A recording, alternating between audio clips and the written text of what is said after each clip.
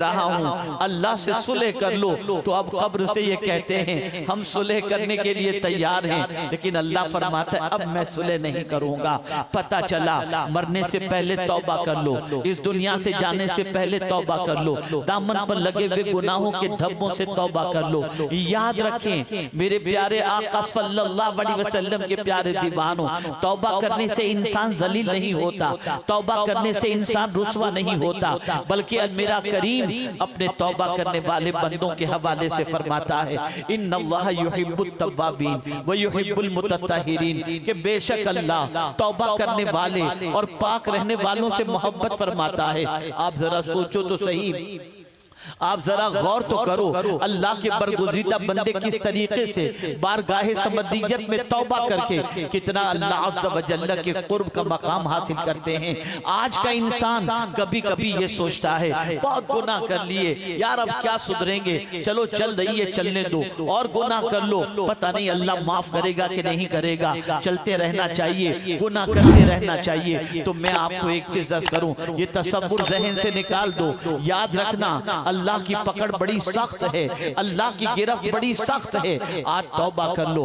اگر آج تک دامن پر بے شمار گناہوں کے دھبے لگے ہیں تو آج اللہ کی بارگاہ میں توبہ کر لو، اللہ گناہوں کو معاف فرما دے گا۔ آپ جانتے ہیں بڑی بڑی خطاؤں کو معاف فرمانے کے بعد بڑی بڑی خطاؤں کے مرتکب جب سچی توبہ کر لیتے تو اللہ انہیں کتنا اونچا مقام عطا کرتا۔ جانتے ہیں امام اعظم ابو حنیفہ رحمت اللہ تعالی علیہ فرماتے ہیں قیامت میں اگر رب نے پوچھا کیا لائے ہو تو عبداللہ ابن مبارک کو پیش کر دوں گا۔ آپ جانتے ہیں حضرت عبداللہ ابن مبارک رضی اللہ المولا تبارک و تعالی عنہ کتنے عظیم بزرگ تھے، اللہ اکبر، لیکن بزرگی کے مقام پر پہنچنے سے پہلے ایک لڑکی کے عشق کے اندر گرفتار تھے، اس کی محبت ان کے دلوں میں تھی۔ ایک مرتبہ لڑکی نے کہا رات کو میں اپنے گھر کی چھت پر آؤں گی، آپ باہر آ جائیے گا میرے گھر کے باہر، ایک دوسرے کا نظارہ کرتے رہیں گے۔ عبداللہ ابن مبارک رات کو پہنچتے ہیں اور رات عشاء کے بعد اس کے گھر کے سامنے جا کر کے کھڑے ہو جاتے ہیں، یہاں تک کہ کافی دیر گزر گئی، وہ لڑکی گھر کی چھت پر نہیں آتی، یہاں تک کہ انتظار کرتے کرتے آدھی رات بیت جاتی ہے، پونی رات بیت جاتی ہے، یہاں تک کہ فجر کی اذان کی آواز مسجد سے آتی ہے۔ عبداللہ ابن مبارک کے ضمیر نے آواز دی اے عبداللہ، غور سے ان کے جملے کی طرف میں آپ کی توجہ کو مبذول کرانا چاہتا ہوں۔ حضرت عبداللہ کہتے ہیں اے عبداللہ، پوری رات ایک لڑکی کی محبت میں تو کھڑا رہا، اگر پوری رات اللہ کی محبت میں کھڑا رہتا تو پتہ نہیں تیرا مقام کیا ہو جاتا۔ بس یہ ضمیر کی آواز تھی، توبہ کرتے ہیں، نکل پڑتے ہیں، عہد کرتے ہیں اب کبھی اس لڑکی کے دامے فریب کے اندر گرفتار نہیں ہوگا۔ اللہ کی محبت کا چراغ روشن ہو چکا تھا، نکلے، صبح گھر سے نکل پڑے، علم حدیث حاصل کرنے کے لیے، علم کے حصول کے لیے نکلتے ہیں۔ اللہ اکبر، چل رہے ہیں، تھوڑا سا راستہ طے کیا، دھوپ آہستہ آہستہ بڑھتی جا رہی تھی، یہاں تک کہ دھوپ جو ہے وہ شباب پر ہو گئی۔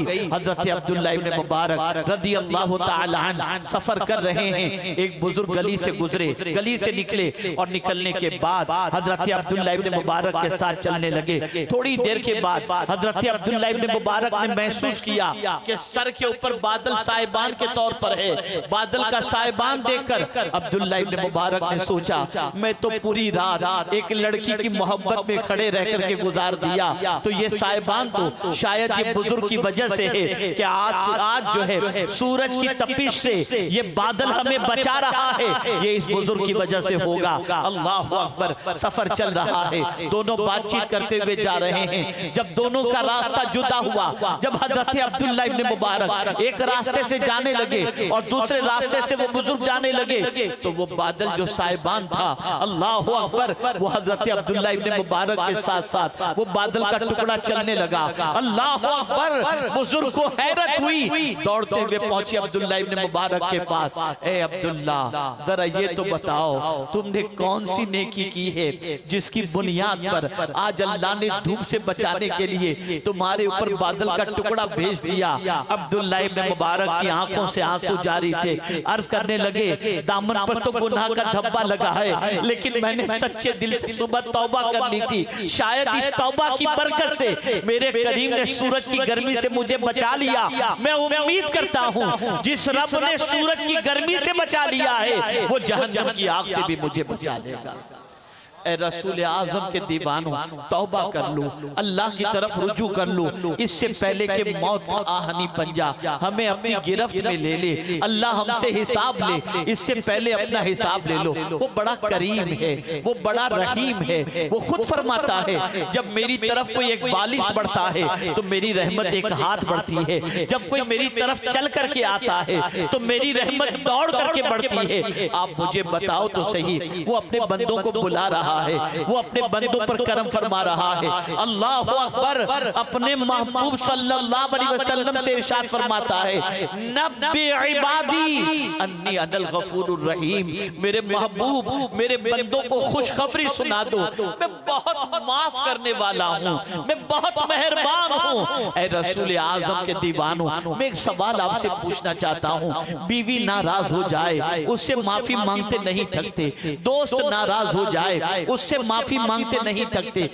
رشتہ دار ناراض ہو جائے معافی مانگتے نہیں تھکتے، لیکن جس رب کو ہم نے ناراض کیا، نماز قضا کر کے ناراض کیا، پکچر دیکھ کے ناراض کیا، گالیاں دے کر ناراض کیا، جھوٹ بول کر کے ناراض کیا، خیانت کر کے ناراض کیا، غیبت کر کے ناراض کیا، چغلی کر کے ناراض کیا، پکچر دیکھ کے ناراض کیا، کبھی اس رب کو منانے کی ہم نے کوشش کی؟ یہ رب ہی تو ہے جو ہم کو زندگی اس نے عطا فرمائی، یہ رب ہی تو ہے جو ہمیں روزی دیتا ہے، یہ رب ہی تو ہے جس نے ہمیں زمین عطا فرمائی، یہ رب ہی تو ہے جس نے ہمیں ماں باپ جیسی نعمت عطا فرمائی، یہ رب ہی تو ہے جس نے ہمیں ایمان کی دولت عطا فرمائی۔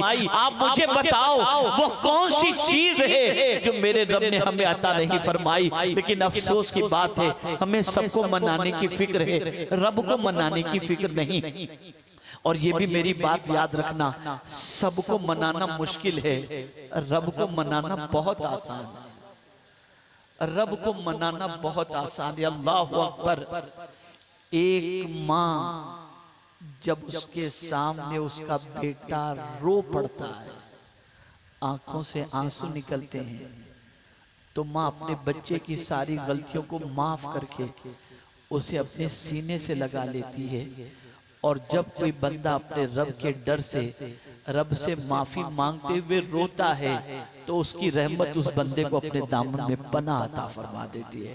اے رسول اعظم کے دیوانوں، توبہ کی طرف بڑھو، یاد رکھو بہت زندگی گناہوں میں گزر چکی، اپنے گناہوں کو یاد تو کرو، کتنے گناہ کیے ہیں، کون کون سے گناہ کیے ہیں، کب کب گناہ کیے ہیں۔ آج اگر میں یہ کہوں تو غلط نہ ہوگا، امت مسلمہ کا پورا دامن گناہوں سے آلودہ ہے۔ میں پورے یقین کے ساتھ کہتا ہوں اللہ میری بدگمانی کو معاف فرمائے۔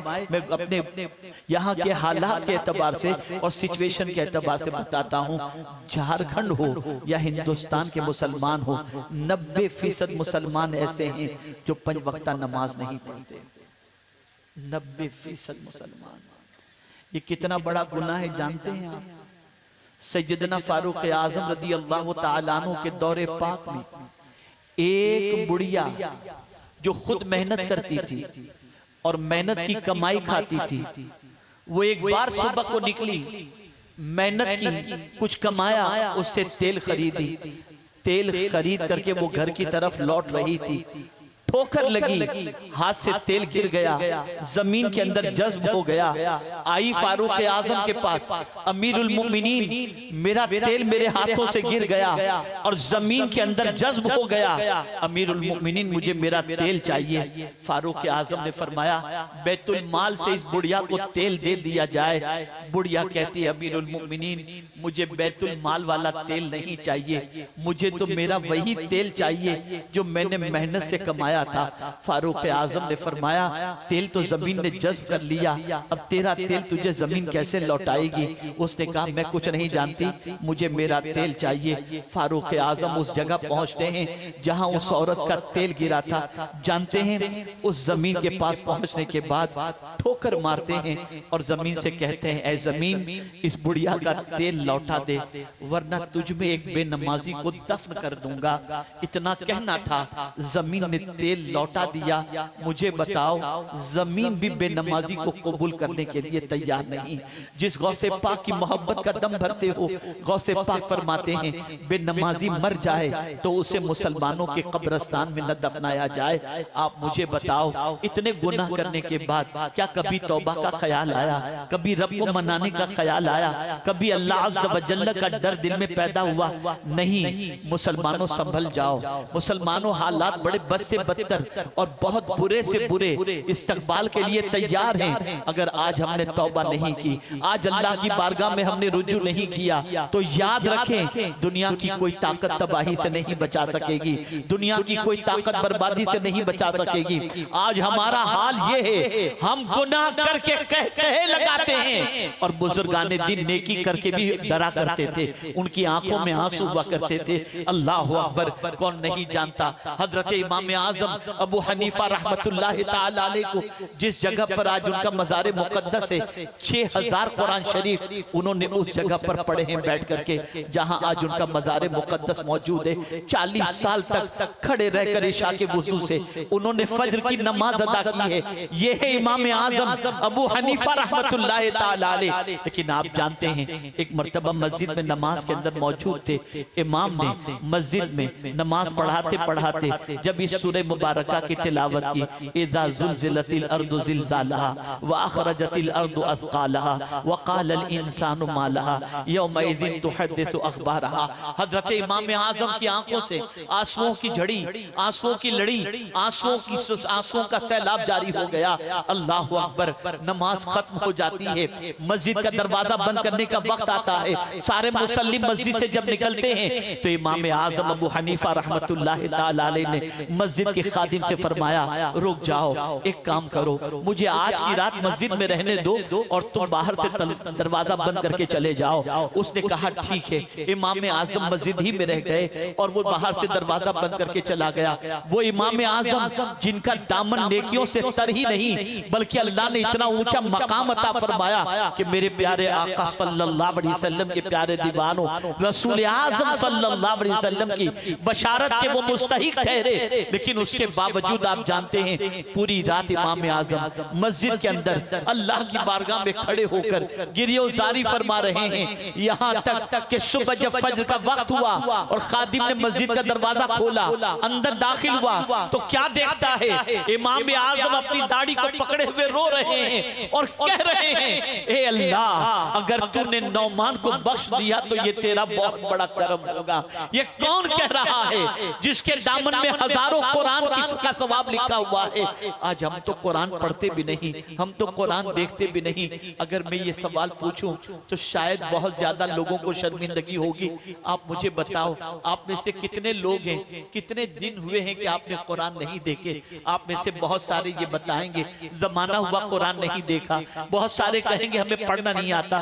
ابھی چند دنوں پہلے کی بات ہے، ایک صاحب نے مجھے فون کیا، حضرت میری رپورٹ آئی ہے، شوگر میری بہت ہائی ہو گئی ہے، حضرت کوئی نسخہ بتائیں۔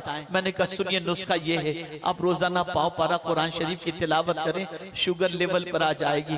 اس نے بہت معذرت کے ساتھ کہا حضرت میری عمر 50 کے قریب تو ہو چکی ہے لیکن مجھے قرآن پڑھنا نہیں آتا۔ اللہ اکبر، وہ قوم جس کو قرآن پڑھنا بھی نہیں آتا، وہ قوم جس کو نماز کے مسائل بھی نہیں آتے، وہ قوم جس کو نماز کا طریقہ بھی نہیں معلوم، وہ قوم جس کو سورہ فاتحہ بھی نہیں معلوم، وہ قوم جس کو اللہ عز و جل کے بارے میں عقیدے کے اعتبار سے کوئی واقفیت نہیں، اگر وہ قوم اسی طریقے سے اپنی زندگی گزارتی رہی تو آپ مجھے بتاؤ اللہ کی بارگاہ میں کیا منہ دکھاؤ گے؟ اللہ کی بارگاہ میں کس طریقے سے حاضر ہوگے؟ اللہ عز و جل کی بارگاہ میں کیسے جواب دو گے؟ اے رسول اعظم صلی اللہ علیہ وسلم کے دیوانوں، بڑی پیاری بات کسی بزرگ نے فرمائی ہے، مجھے اتنی اچھی اچھی لگی کہ آج دن بھر میں اسی بات کو سوچتا رہا اور مجھے لگا کہ آج میں تقریر کرنے کی بجائے یہی بزرگ والی بات میں کہہ کر اپنی گفتگو کو ختم کر دوں، لیکن بہرحال جلسہ سجانے والوں نے جلسہ سجایا، آپ سے پوچھا گیا، آپ نے گفتگو سننے کا ارادہ ظاہر کیا، میری ذمہ داری بن گئی میں کچھ باتیں آپ کے سماعتوں کے حوالے کروں، کچھ یاد رہے یا نہ رہے یہ جملہ ضرور یاد رکھنا۔ ایک بزرگ فرماتے ہیں جس طرح پیدا جب تم ہوئے تھے اور پاک تھے، پیدا ہوئے تھے تب تم پاک تھے، کوشش کرو کہ مرتے وقت بھی تم پاک رہ کر کے مرو۔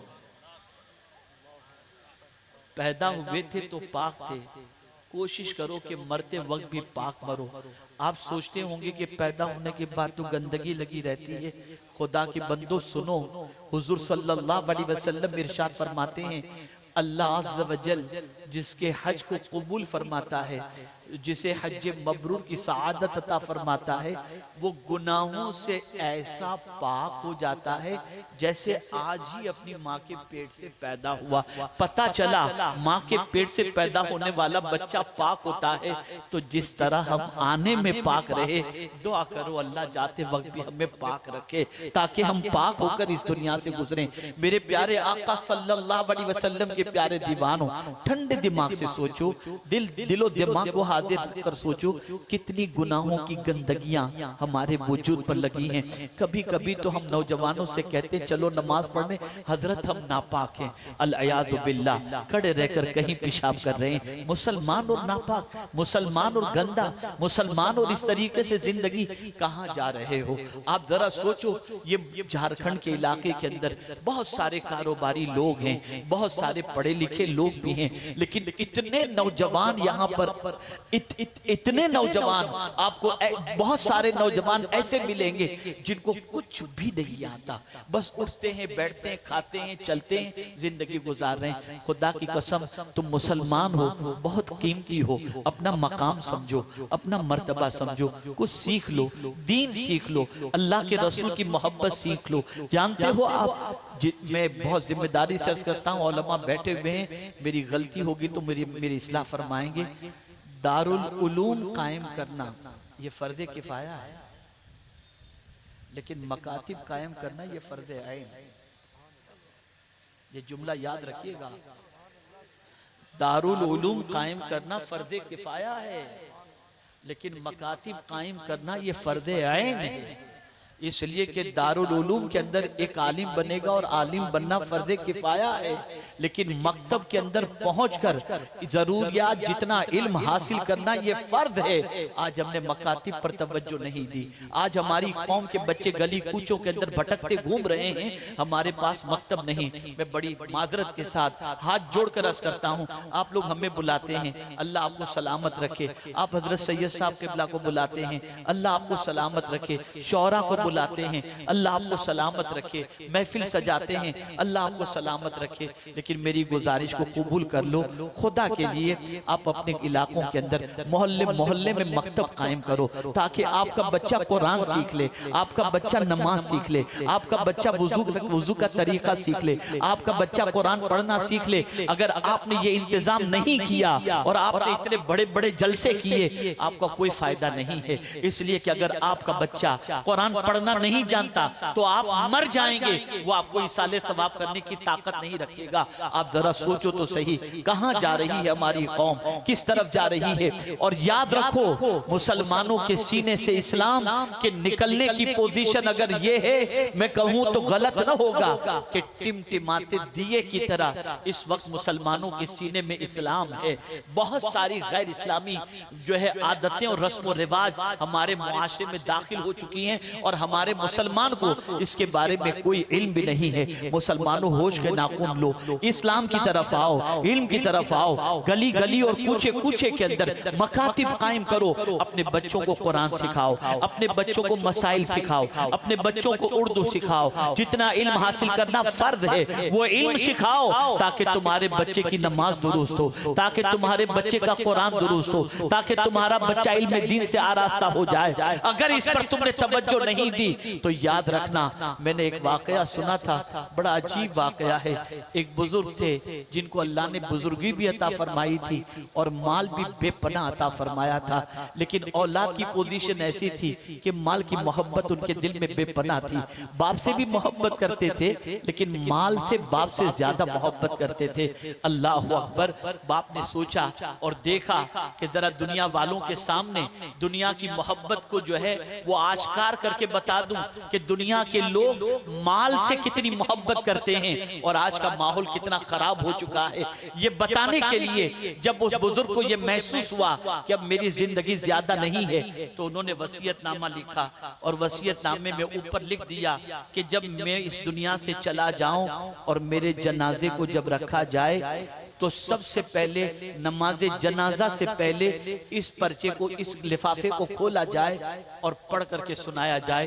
چونکہ بزرگ کے پاس مال بہت تھا، بے پناہ مال تھا، سب جانتے تھے کہ ان کے پاس دولت کی کوئی کمی نہیں، لیکن جب جنازہ رکھا گیا امام صاحب بھی موجود تھے تو بیٹا دوڑتا ہوا آیا۔ بڑے بیٹے نے کہا امام صاحب رک جائیے، میرے ابا کا وصیت نامہ موجود ہے، ابا نے وصیت نامہ دیا تھا، اس کو پڑھ کر کے سنا دیجئے۔ اس میں لکھا، میرے والد صاحب نے وصیت نامے کے سلسلے میں انویلپ پر لکھا تھا، لفافے پر، کہ جب میں مر جاؤں اور میرا جنازہ رکھا جائے تو جنازہ پڑھنے سے پہلے اس وصیت نامے کو